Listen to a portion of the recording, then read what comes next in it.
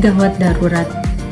Perawat gawat darurat merupakan orang terdekat dengan pasien yang paling mengetahui perkembangan kondisi pasien dari awal kegawat daruratannya. Perawat gawat darurat bertanggung jawab mulai dari awal tindakan yang dilakukan sampai kepada pendokumentasian. Perawat gawat darurat juga harus berpikir secara cepat dan memiliki peran dan fungsi perawat IGD. Keperawatan gawat darurat adalah pelayanan keperawatan profesional yang diberikan pada pasien dengan kebutuhan urgent dan kritis. Dalam pelayanan keperawatan ini bersifat darurat, sehingga perawat harus memiliki kemampuan, keterampilan, teknik, serta ilmu pengetahuan yang tinggi dan benar dalam menangani kedaruratan pasien. Seperti profesi di bidang kesehatan lainnya, perawat juga memiliki peran dan fungsi perawat yang telah diatur sesuai dengan batasan pelayanan kesehatan. Terlepas dari tempatnya bekerja, apakah di klinik, puskesmas, hingga rumah sakit sekalipun, setiap perawat perlu memahami dan menerapkan peran dan tugasnya ini dengan baik dan benar. Pada akhirnya, peran dan fungsi perawat ini akan menjadi pedoman bagi masyarakat umum maupun bagi para perawat dan calon perawat. Bahwasannya dalam hal ini, perawat pada dasarnya memegang peranan dan fungsi penting di dalam memberikan kualitas pelayanan kesehatan terbaik untuk setiap masyarakat. Peran perawat. Ada 7 peran penting perawat yang perlu diketahui, yakni sebagai berikut. Yang pertama, sebagai pemberi asuhan keperawatan, di mana perawat dalam hal ini berperan dalam menyesuaikan pemberian asuhan keperawatan pada pasien dengan tepat, memperhatikan kebutuhan dasar manusia. Yang kedua, sebagai advokat pasien, di mana perawat dalam hal ini akan membantu proses komunikasi dan pemberian informasi yang layak di antara pasien, keluarga, dan tenaga kesehatan lainnya.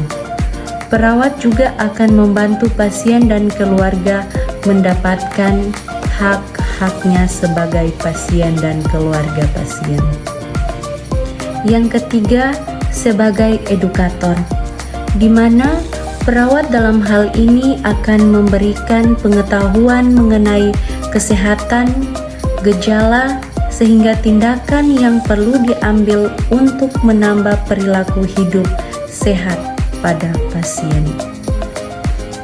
Yang keempat, sebagai koordinator, di mana perawat akan mengordinasikan pelayanan kesehatan yang terbaik untuk pasien. Yang kelima, sebagai kolaborator, di mana perawat akan dapat mengolaborasi berbagai tindakan yang perlu diambil untuk dapat memberikan pelayanan terbaik pada pasien dengan para tenaga kesehatan lainnya. Yang keenam, sebagai konsultan, di mana perawat dalam hal ini akan memberikan penjelasan terbaik mengenai berbagai informasi yang berkaitan dengan pelayanan keperawatan yang diberikan kepada pasien.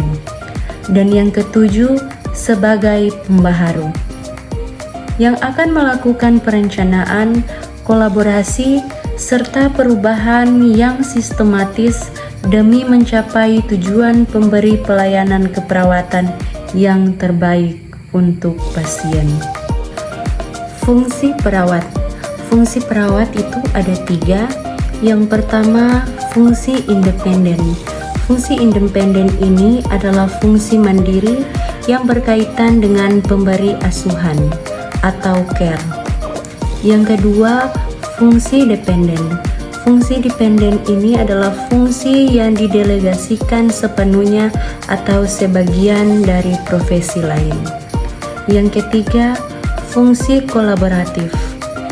Fungsi kolaboratif adalah kerjasama dan saling membantu dalam program kesehatan. Perawat sebagai anggota tim kesehatan. Halo semuanya, selamat datang di Universitas Pembangunan Indonesia Manado. Nah, Universitas Pembangunan Indonesia Manado ini terletak di Jalan Walter Mangoside 6 nomor 129 Bahu Lingkungan 2. Dan lokasi Universitas Pembangunan Indonesia Manado ini sangat strategis di pusat kota Manado. Universitas Pembangunan Indonesia Manado ini juga memiliki gedung yang sangat megah dengan 7 lantai yang terdiri dari ruangan kantor, ruangan kelas, laboratorium keperawatan, laboratorium komputer, laboratorium bahasa, perpustakaan, dan juga terdapat rooftop di lantai paling atas. Universitas Pembangunan Indonesia Manado ini juga memiliki 6 fakultas dan program studi. Di antaranya yang pertama Fakultas Pertanian, program studi Agribisnis. Yang kedua, Fakultas Hukum, program studi Hukum. Yang ketiga, Fakultas Teknik, program studi Teknik Elektro dan Teknik Sipil. Yang keempat, Fakultas Ilmu Sosial, Ilmu Politik, program studi Ilmu Politik. Yang kelima, Fakultas Sastra, program studi Sastra Inggris. Yang keenam, Fakultas Keperawatan, program studi Ilmu Keperawatan dan Profesi Nurse. Di mana Universitas Pembangunan Indonesia Manado ini juga didukung oleh sumber daya manusia yang berkompeten dan terverifikasi, di mana tenaga kerja atau pendidik di Universitas Pembangunan Indonesia Manado ini dengan lulusan S2 atau S3 di dalam maupun di luar negeri. Nah, para lulusan Universitas Pembangunan Indonesia Manado ini juga sudah bekerja di berbagai daerah, bahkan juga bekerja di luar negeri. Untuk itu, para putra-putri bangsa yang ingin meraih cita-cita, segera datang ke Universitas Pembangunan Indonesia Manado. Raihlah cita-citamu setinggi mungkin. Yakin dan percaya bahwa Universitas Pembangunan Indonesia Manado ini dapat menciptakan pemimpin yang baik di kemudian hari. Sampai jumpa dan terima kasih.